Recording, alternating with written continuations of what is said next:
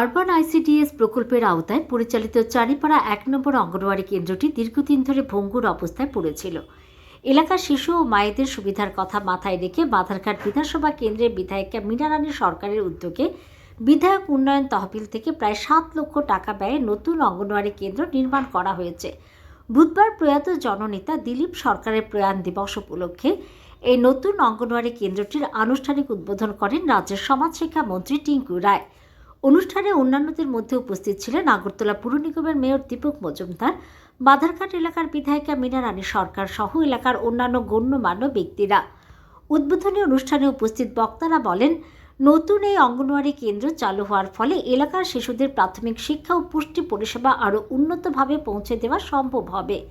পাশাপাশি স্থানীয় বাসিন্দারাও এই উদ্যোগকে স্বাগত জানান। এর উদ্বোধন করে মন্ত্রী এদিন জানান, সারা রাজ্যে প্রায় 400 এমন অঙ্গনওয়াড়ি সেন্টারকে আপগ্রেড করা হচ্ছে। এর মধ্যে অনেকগুলি স্কুলকে ইংরেজি মাধ্যমে করা হচ্ছে। আগরতলা শহরে এমন কতগুলি স্কুলকে ইংরেজি মাধ্যম করা হবে।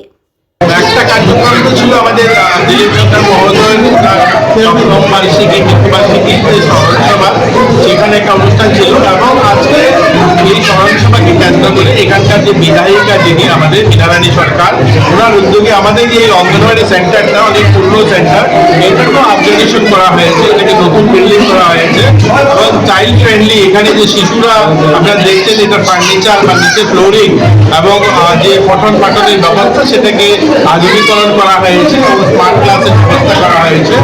তো এরকম কিন্তু আমরা সারা রাজ্যে প্রায় 400 স্কুল, যেখানে এলইডি টিভি আরও ব্যবস্থা এবং এই ধরনের করছি গোটা রাজ্যে।